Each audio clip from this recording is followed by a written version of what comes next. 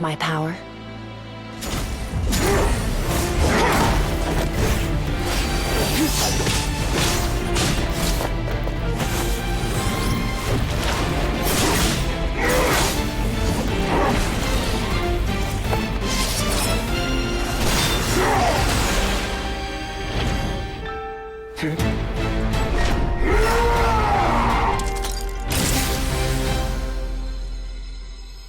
Well then, let's see how much more of this power you can handle.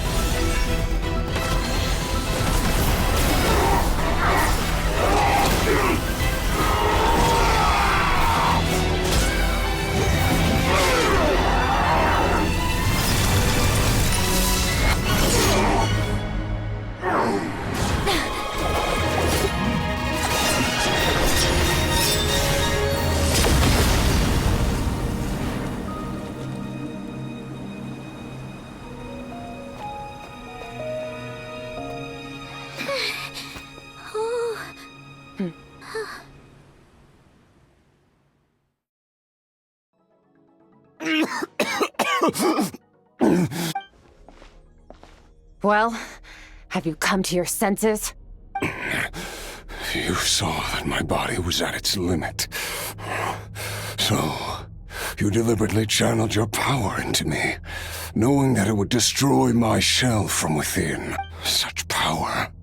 Such keen battle instincts. So, you must be... Skirk, Sertologi's disciple. How long has it been? How long has he been away from Tevat? Hundreds of years. Hundreds?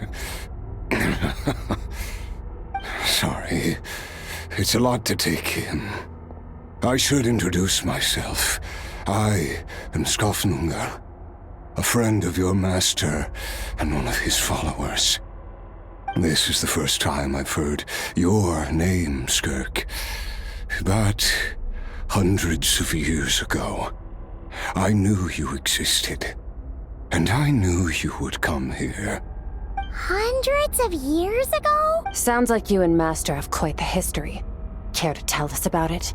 Of course. Might as well take advantage of a clear head while I can. The story starts a long, long time ago. I was born into a noble family in Conria. As the eldest son, I was set to inherit our title. But I contracted an incurable illness as a child, and everyone gave up on me. I trained the sword harder than anyone else, defeated all of my peers.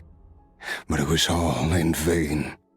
When other people looked at me, all I saw in their eyes was pity, or a strange glee in my misfortune.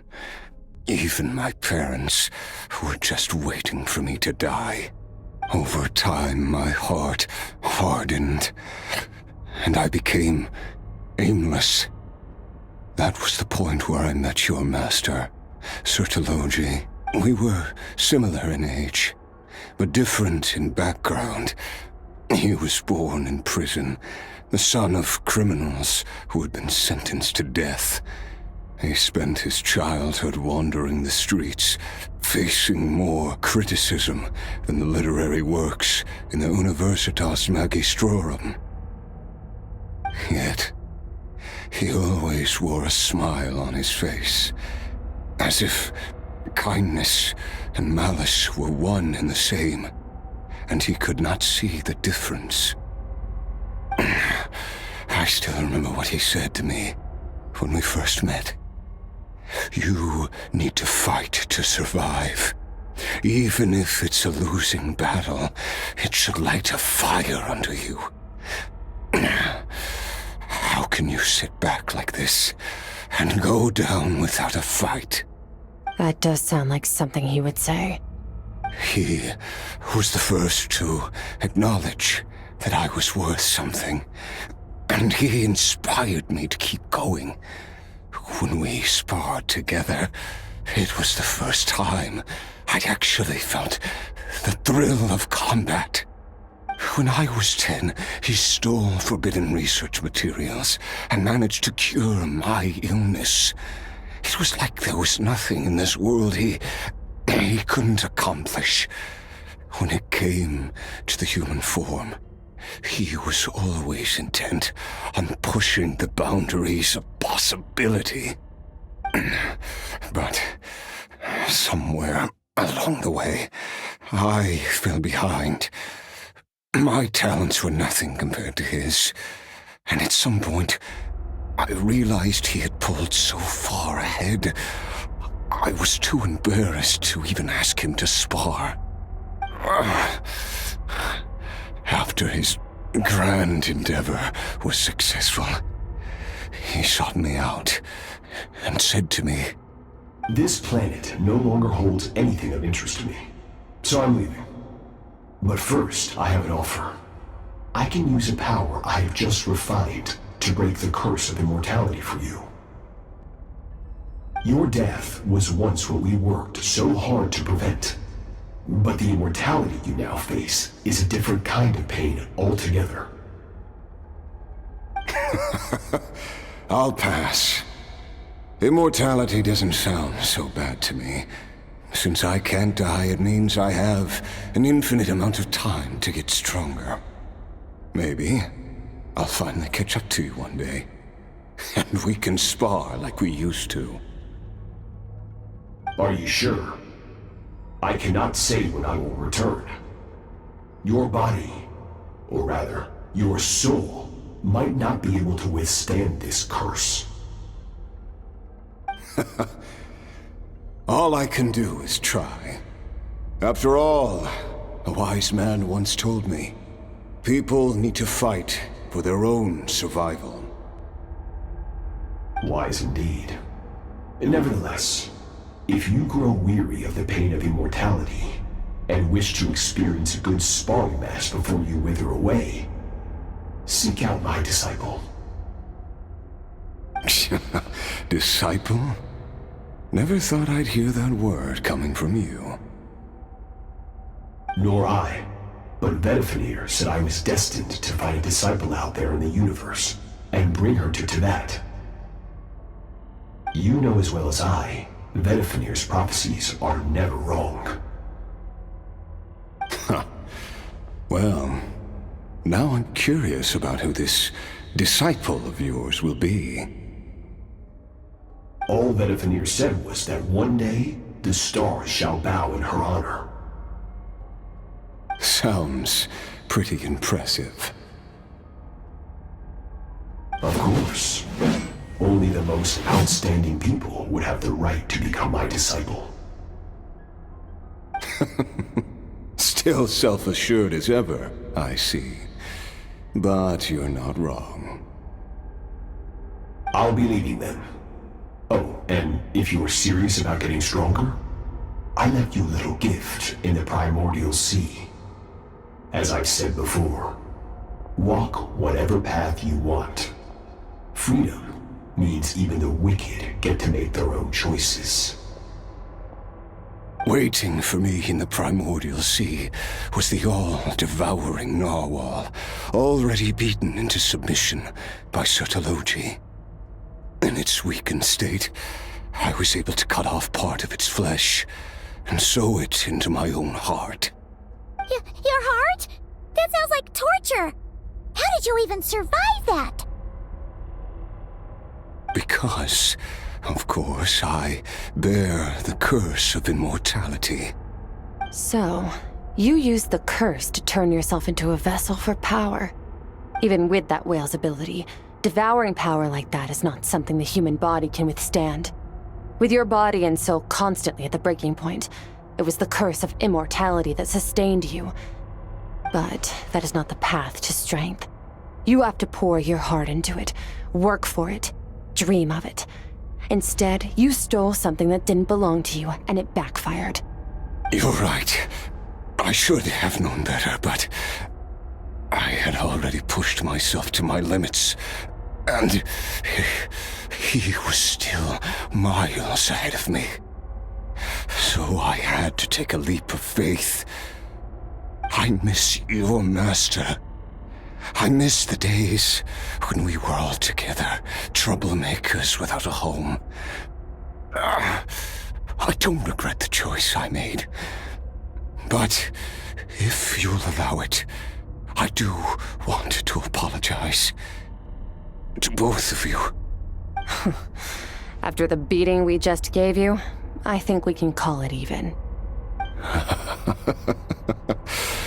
You're an interesting one as well. Sertologi's disciple. That's a lot to live up to. It can't have been an easy experience. I know what he's like.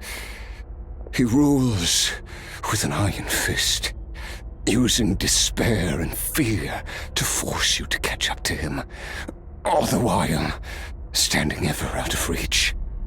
We're like mountain climbers in the dark, never knowing how much higher we have to climb, or when we will see the sun again. True. But I made up my mind long ago. No matter how dark it gets, I will not give in to despair. I will overcome it. Besides, after hearing your story, I suspect what Master really wants is not a battle that demands his full strength, but rather a defeat without regrets. Oh? Since you're his friend, you must have some things in common. The first time we came here, when you stabbed me through the fog and stole my power, I felt no emotion coming from that spike. But when you had to devote all your strength fighting me just now, I could feel joy and passion emanating from your blade. It was the joy of a researcher discovering the truth of the world, the joy of an artist uncovering a temple of wonders. Interesting. I'm certain I didn't express those emotions outright, yet you were able to read them from my blade, like a glimpse into my inner world. You're right. That battle brought me an unbridled sense of joy, and my defeat brings me no regret whatsoever. Exactly. I think Master also craves a battle like that. One where his opponent forces him to use all his strength, unlock the extent of his potential, and transcend his own limits. A battle to end all battles. After which, all can come to an end, including, perhaps, his life. For that very reason, good and evil are meaningless to him. He has one purpose, one goal: to complete himself. It's one of the secrets to his strength. Perhaps you're right. Perhaps that is his call. What a battle that would be. Oh, to witness such a...